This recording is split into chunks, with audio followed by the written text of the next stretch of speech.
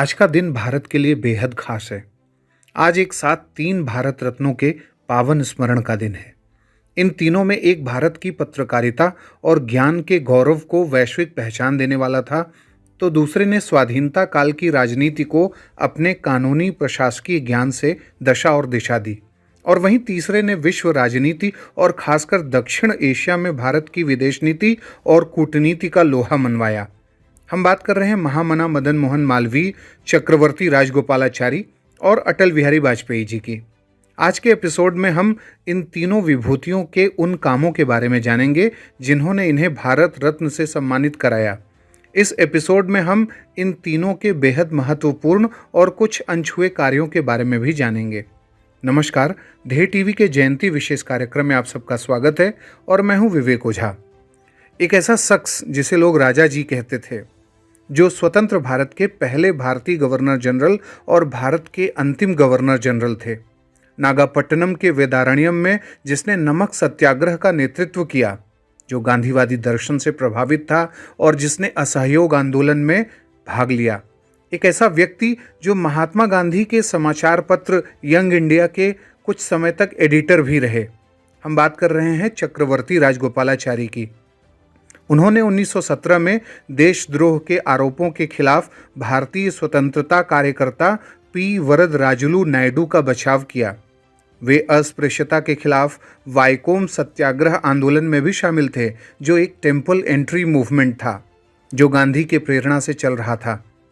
1937 में जब पहली बार भारत में प्रांतीय चुनाव हुए थे, तब मद्रास प्रेसिडेंसी में कांग्रेस जीत कर आई और सी राजगोपालाचारी मद्रास प्रेसिडेंसी के पहले प्रीमियर यानी प्रधानमंत्री बने थे। वर्ष 1939 में राजगोपालाचारी ने अस्पृश्यता और जातिगत पूर्वाग्रह को खत्म करने के लिए एक कदम उठाया और मद्रास मंदिर प्रवेश प्राधिकरण और क्षतिपूर्ति अधिनियम जारी किया। मद्रास मंदिर प्रवेश प्राधिकरण के बाद दलितों को मंदिर के अंदर प्रवेश करने की अनुमति दी गई।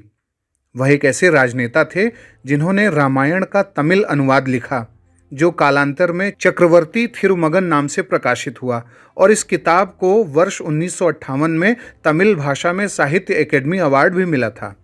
उन्होंने एक पत्रिका भी चलाई थी जिसका नाम स्वराज था, और वह भारत के बंटवारे के वक्त पश्चिम बंगाल के राज्यपाल रहे।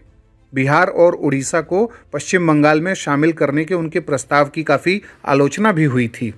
वह 1944 में दिए गए राजगोपालाचारी फार्मूले के लिए भी जाने जाते हैं। राजगोपालाचारी द्वारा कांग्रेस और मुस्लिम लीग के बीच सहयोग बढ़ाने के लिए 10 जुलाई 1944 को एक प्रस्ताव दिया गया था, जिसे राजगोपालाचारी फार्मूला कहते हैं। यह फार्मूला अप्रत्यक्ष रूप से पृथक पाकिस्तान की अवधारणा पर आधारित प्रस्ताव था।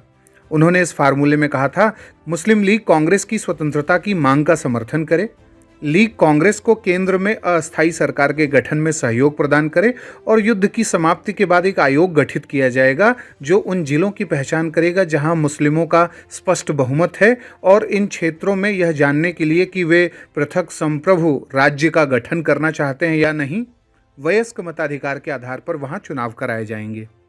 सी राजगोपालाचारी ने तमिल स्कूलों में हिंदी को अनिवार्य भाषा भी बनाया और उनके इस कदम से काफ़ी विरोध प्रदर्शन भी हुआ, जिसके बाद राजगोपालाचारी ने मुख्यमंत्री पद से इस्तीफा दे दिया था। उन्होंने पौराणिक रूप से बहुत महत्वपूर्ण किताबें लिखीं। उन्होंने Mahabharata, Ramayana, Upanishad, the true patriot, Kural, the great book of Thiruvallur जैसी किताबें लिखीं। अब मैं उस शख्स की बात करूंगा जो भारतीय स्वाधीनता आंदोलन के दौरान पत्रकारिता के आधार स्तंभ थे, जिन्होंने 1887 में हिंदुस्तान समाचार पत्र का संपादन किया था। 1924 से 1946 तक जो हिंदुस्तान टाइम्स समाचार पत्र के चेयरमैन रहे और उसे दशा दिशा दी। 1909 में जो लीडर नामक अंग्रेजी समाचार पत्र के संस्थापक थे। हम बात कर रहे हैं महामना मदन मोहन मालवीय की। एक ऐसा व्यक्ति जिसने एशिया की सबसे बड़ी आवासीय विश्वविद्यालय बनारस हिंदू विश्वविद्यालय की नींव रखी। 1916 में उन्होंने इसकी स्थापना की और 1919 से 1938 तक इसके वाइस चांसलर भी रहे।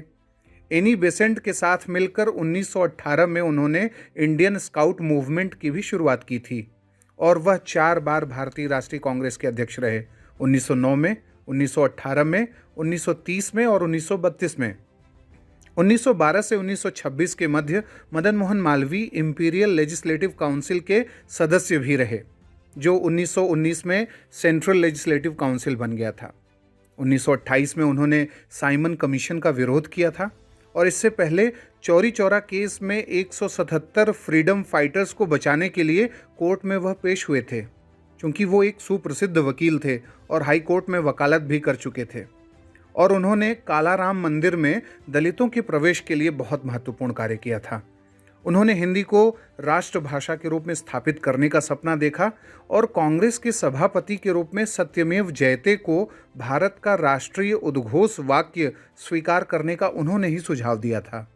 अब बात करते हैं हम तीसरे भारत रत्न की, जिनकी आज जयंती है, अटल बिहारी वाजपेयी की। अटल बिहारी वाजपेयी को भारत के सफलतम प्रधानमंत्रियों में से एक माना जाता है। वह जनसंघ के सह संस्थापकों में से एक थे।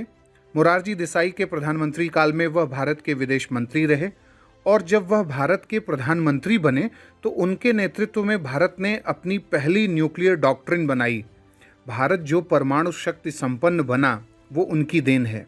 और दूसरा नाभिकीय परीक्षण जो पोखरण में 1998 में उन्होंने किया, उससे भारत ने अपनी नाभिकीय शक्ति संपन्नता को प्रदर्शित किया। कारगिल युद्ध में 1999 में भारत ने पाकिस्तान को पराजित किया था और वर्ष 2000 में भारत और अमेरिका के संबंधों को एक नया मोड़ देने और उसे मजबूत करने में अटल बिहारी वाजपेयी के नेतृत्व की महत्वपूर्ण भूमिका रही। उन्होंने भारत पाकिस्तान संबंधों में सुधार के लिए क्रिकेट डिप्लोमेसी, दिल्ली से लाहौर तक बस यात्रा जैसे उपाय किए थे और उनके समय में ही समझौता एक्सप्रेस ट्रेन को फिर से चलाया गया था। वाजपेयी जी अपने छात्र जीवन के दौरान पहली बार राष्ट्रवादी राजनीति में तब आए जब उन्होंने वर्ष 1942 में भारत छोड़ो आंदोलन, जिसने ब्रिटिश उपनिवेशवाद का अंत किया था, उसमें भाग लिया। वाजपेयी ने अपना कैरियर पत्रकार के रूप में शुरू किया था और 1951 में भारतीय जनसंघ में शामिल होने के बाद उन्होंने पत्रकारिता छोड़ दी थी। 1994 में उन्हें भारत का सर्वश्रेष्ठ सांसद चुना गया था। भारत के प्रधानमंत्री, विदेश मंत्री, संसद की विभिन्न महत्वपूर्ण स्थायी समितियों के अध्यक्ष और विपक्ष के नेता के रूप में उन्होंने आज़ादी के बाद भारत की घरेलू और विदेश नीति को आकार देने में एक सक्रिय भूमिका निभाई। प्रधानमंत्री के तौर पर वाजपेयी के जिस काम को सबसे ज़्यादा अहम माना जाता है वो है सड़कों के माध्यम से भारत को जोड़ने की योजना। उन्होंने चेन्नई, कोलकाता, दिल्ली और मुंबई को जोड़ने के लिए स्वर्णिम चतुर्भुज सड़क परियोजना लागू की। साथ ही ग्रामीण अंचलों के लिए प्रधानमंत्री ग्रामीण सड़क योजना भी लागू की और उनके इस फैसले ने देश के आर्थिक विकास को रफ्तार दी। नदियों को जोड़ने की जो योजना थी, नदी जोड़ो योजना, उसका खाका भी अटल बिहारी वाजपेयी के ही काल में उनके नेतृत्व में बना था। इसके लिए उन्होंने 2003 में सुरेश प्रभु की अध्यक्षता में एक टास्क फोर्स का गठन किया था।